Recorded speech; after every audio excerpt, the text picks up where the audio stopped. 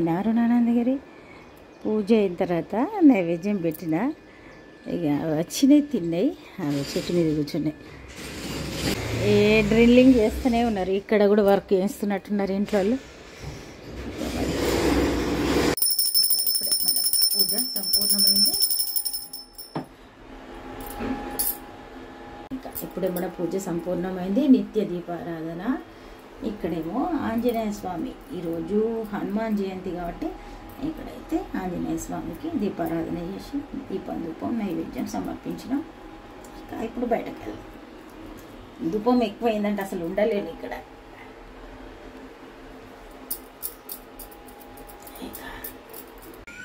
చూడండి కోకిల.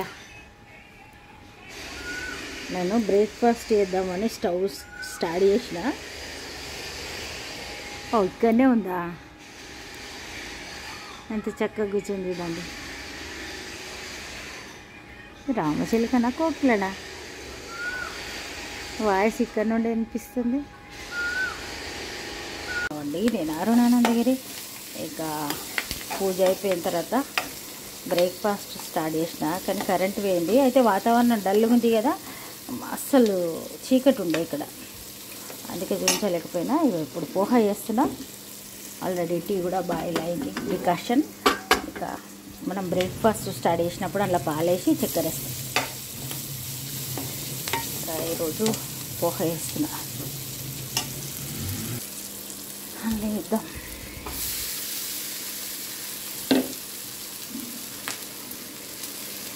రోజు కూడా చేయాల్సిందే. తినే వాళ్ళకేమో కొత్తగా ఉండాలనిపిస్తుంది, చేసే వాళ్ళకేమో అబ్బాయి ఈరోజు గడిచిందా అనిపిస్తుంది.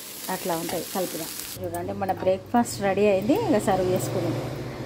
ఇంట్లో చిన్నది టిప్ ఏంటంటే ఆవాలు బాగా చిట్చిట్ అనాలి, తర్వాత పల్లీలు కూడా మంచిగా ఫ్రై కావాలి, అప్పుడే సూపర్ ఉంటుంది పోహా.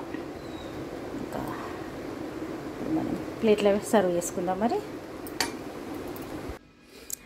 అప్పుడే వర్షం పడుతుంది, అప్పుడే ఎండ వస్తుంది. పిట్టలు చాలా అల్లరి చేసినాయి. వచ్చేసరికి ఒకటైతే ఆడుకుంటుంది, వస్తే పోతే అంతే. ఇక ఈరోజు మరి మన వంట పప్పుచారు చేస్తున్నా. చింతపండు అయితే నానబెట్టిన, వెజిటేబుల్స్ అన్నీ కట్ చేసిన. ఇక్కడైతే ముందు వర్క్ జరుగుతుంది కాబట్టి బాగా డిస్టర్బెన్స్ ఉంది, అందుకే మళ్ళీ వాయిస్ ఓవర్ ఇస్తున్నా. మార్నింగ్ బ్రేక్ఫాస్ట్ తర్వాతనే ఇక అదే టైంలో నేను దాదాపుగా పప్పు ఉడకబెడుతున్నా. ఇక సమ్మర్లో ఎక్కువసేపు మనం స్టవ్ దగ్గర ఉండడం ఇష్టం అనిపించేది. ఇక పప్పుచారు మనకు తెలిసిందే కాబట్టి ఇక చేసేస్తున్నా. ఇక అయితే ఈ ఎండ తర్వాత ఈ ఉక్కపోత మధ్యలో ఇక్కడ ఇంటి ముందు వర్క్ నడుస్తుంది కాబట్టి చెట్లు కొట్టేస్తుండ్రు. ఇక అన్నిటితోటి చాలా డిస్టర్బెన్స్ ఉంది. ఇక అందుకే నేను సైలెంట్గా చేసిన, వంట చేసేటప్పుడు అసలు మాట్లాడకుండా చేసిన. మొత్తానికి ఇక వారానికి ఒకసారి పప్పుచారు చేసుకుంటే చాలా సంతోషం అనిపిస్తుంది. మనం మామిడికాయ చట్నీ కొత్తగా పెట్టినాం కాబట్టి పప్పుతోటి కాంబినేషన్ ఉండే కూరలు భలే నచ్చుతుంది, కాంబినేషన్ కూడా బాగుంటుంది. పప్పుచారు వేస్తేనే ఇక ఇది పోపేసి అందులో చింతపండు రసం వేసి బెల్లం వేసి చక్కగా పోయి ఏదైనా వినుకుంటుంటా. ఎందుకంటే ఈ డిస్టర్బెన్స్కు ఇక్కడ ఉండి వంట చేయాలంటే కూడా అసలు చేయలేకుంటున్నది పరిస్థితి. మొత్తానికి పప్పుచారు మసులుతుంది, లాస్ట్కి వచ్చి పోపేస్తాం మరి ఇంకా అంతే. ఇక రైస్ కూడా అవుతుంది. ఇక దీనిలో చింతపండు రసం వేసి బెల్లం వేసి చక్కగా మూత పెడితే ఒక 10 minutes మనం చూడకున్నా కూడా సరిపోతుంది. ఇక అదే మసులుతుంది. ఇక ఇట్లా ఉంది పరిస్థితి. ఇప్పుడైతే ఉప్పు కారం తర్వాత చింతపండు రసం బెల్లం వేసేద్దాం అంతే, ఇంకా మసులుతుంది. 10 minutes తర్వాత వచ్చి పోపేస్తా. ఇక ఒక్కొక్కసారి ఇట్లా అనిపిస్తుంది. ఒక్కొక్కసారి వంట చేసుడు కూడా మనకు చేయాలనిపించేది, ఒక్కొక్కసారి ఇట్లా పరిస్థితులు అనుకూలించక కూడా చేయాలనిపించేది. ఇట్లా ఉంది మరి. ఈ పప్పుచారు పోపు వేసిన నేనేం చూపించలే. ఇక వెంటనే వాషింగ్ మిషన్ అయిపోతే బట్టలు ఎండేయడానికి వెళ్ళిన.